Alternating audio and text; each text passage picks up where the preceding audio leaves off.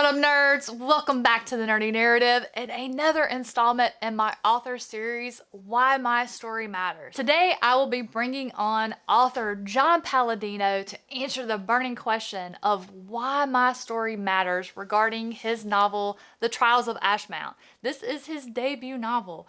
It is so good. 5-star read for me. It is a unit of measurement that I will be using going forward when reading Grimdark. I would actually say John Palladino is more grimdark than Joe Abercrombie. There are some vile people in this book. They act on their impulses. A lot of other authors will have stuff happen off page or imply it. No, these villains, we see why they are villains. We fear them. They demonstrate quite clearly that they mean business. And I loved it. Let me tell you what The Trials of Ashmount is about really quickly before we hear from the author. In this world of Cedain, there's a lot of change going on. It's a time of tribulation. The different neighboring areas have grown greedy, wanting what the other has or just wanting to take their land, and war has broken out. Funnily enough, over history, whenever war breaks out in Cedain or times of trouble, the Magikai of Ashmount suddenly put out a call that they're paying exorbitant amounts of money for people to travel to Ashmount and get tested for the trace, which is the ability to use magic. One of our points of view that we follow is Keldon. Keldon is a young man who does not want to be in a small village working with his father, taking over the business. He hears about this opportunity to get some coin in his pocket and decides he's going to go to Ashmount. He's going to get tested. He knows he has the trace, and he knows he's going to be on this particular branch of the trace because there's different branches.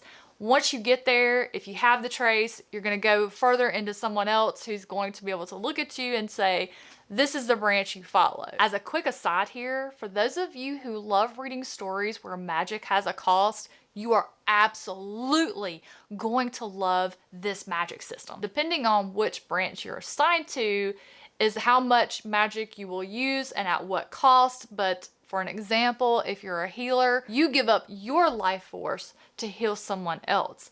Meaning if you decide to save someone's life, you're most likely going to be exchanging your life for theirs. So that makes all of these magic users think about their actions. Nobody's just willy-nilly throwing magic around because it takes years off their lives. So just because they can doesn't mean they're going to. Another one of the points of view that we get is Cedain. She is a young girl from a small village where they raise these particular types of falcons. Cedain's village is unfortunately one of those that's caught in the middle when one neighboring territory decides they are going to invade another, which could perhaps spark a war. At first I thought her point of view was just a plot device to show how the war sparked off, but there is so much more to it than that. Then we have Villic. Villic is a member of the Camel Clans, which is a sort of nomadic tribe. I want to say there's 12 different tribes and they fight with each other as much as everyone else. Villic just seems a simple sort of fellow. He just wants to be left alone, and in fact he is, because he's a little odd. He's given the ability to use magic.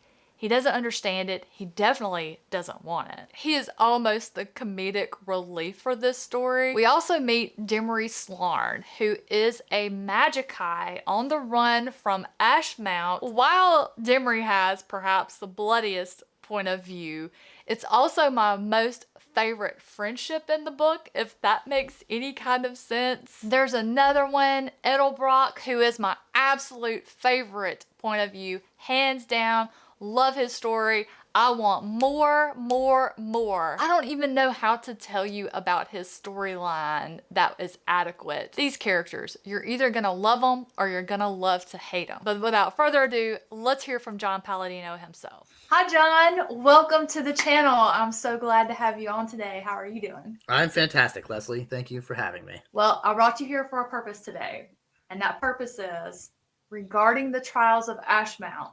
What I and everyone watching would love to know for this particular book, which is the start of a series for you, what was it about this story that is the reason you wrote it, the inspiration, an event, a particular character that just shut up in your head one day and refused to leave until you put their story down on pages. What was it about this particular story? What's the heart of it that matters the most to you? The magic system in the book was actually a concept I came up with when I was still in high school. The whole, like, it's tied to your life. And so the more you use it, the more you, like, age in real time. And so I was like a kid when I came up with that. I don't remember how or why. My best guess is it was like influenced through playing D&D, but I really don't know where that came from. So that idea has kind of stuck with me for my life. I'm 34 now, so that's a long time to just kind of be thinking about it. And then I didn't actually, I kind of tinkered with the magic system in a few pieces of writing, but I never started seriously thinking about writing a book until 2020 when COVID happened. I quit my job because because of COVID, they were kind of screwing me around. So I was like, okay, I've had enough of this. So I quit. I got my bachelor's degree that same year, so I was finished with college. Wow, that's amazing. Yeah, so it kind of all ended all at the same time. So I quit my job, got my degree, and then I was like, well, now what? Because no one was hiring. This was, I think I quit my job in April of that spring of 2020. So in the US anyway, that was the summer of lockdown. So I had all this time, and I was like, what am I going to do? So it was kind of like the perfect scenario to just kind of jump in and try and take a stab at being an author. So I sat down, I started writing it. I think the first character that I thought about with the book is Keldon. Ugh. I was hoping you weren't going to pick that one. Yeah, so Keldon, the idea behind Keldon changed so much with the book from where I thought it was going to be to where he became. But I wrote the prologue. So I didn't write my book in order. If you read my book, that's pretty much the order I wrote it in. I got it edited and some timeline things happened. So I switched a few chapters around. But the prologue and Edelbrock's first chapter, those have always been the first two chapters. So I had the idea for Keldon in my head, but I didn't actually write his chapter for a while. I wrote the prologue, which introduced us to, very minor spoiler, Demry. He wasn't actually going to be a point of view character until that prologue. Well, actually, he didn't exist until that prologue. So I was like... Yes, you are a pantser. Yeah. So I started that chapter out, and I didn't even think about having a guy with a stutter. I just started writing, and I was like, wow, that'd be a cool idea. And then after the prologue, I was like, it'd be really cool to have a point of view character with the stutter. And so then he became an actual point of view character. And I can't imagine this story without him. Oh, me neither. He's easily my favorite character. See, it's not him that's my favorite, but there's another one connected to him that I just absolutely loved. But I won't say who it is. We'll let the readers find that one out that haven't read it yet. But I do love and appreciate the magic system. I love when there is a cost to doing magic. The reason why is because it just adds a layer of urgency. The character relies on their magic. They know there's a cost to doing it. And so they have to weigh every decision. Is this worth years of my life to do this? I don't think I could keep from doing magic. I think the allure to hold that type of power is too great. I would definitely probably live maybe 20 years at most because I'd be a crone. My favorite thing about reading is when I'm like shocked that something happened. And so as a writer, I was like, I really want to, surprise people at points, but do it in a way that's justified so it makes sense. Yes, I think that's the most important part.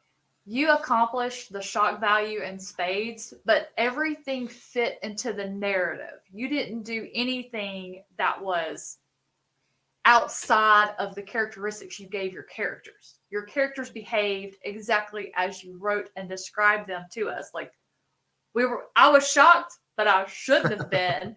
And it was so lovely to have a good book where these people they're not good, they're not bad.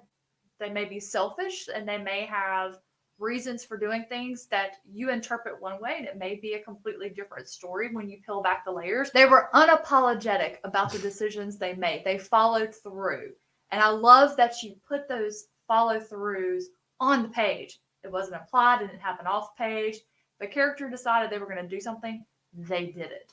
I felt so validated. I think it's just important that sometimes, if not a good part of the time, people actually follow through with what they're saying.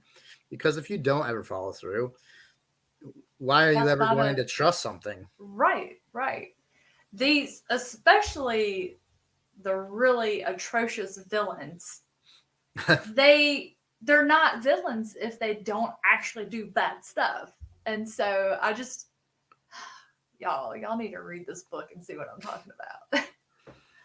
But another thing that I like to ask when I have you all come on is if there is any part of the book that you feel is the heart of the story, whether it be a paragraph or if it's a quote from a character, just something, a moment that just embodies and captures the heart of the story. If you would like to read that for us. Okay. I actually have the book right here, surprisingly enough.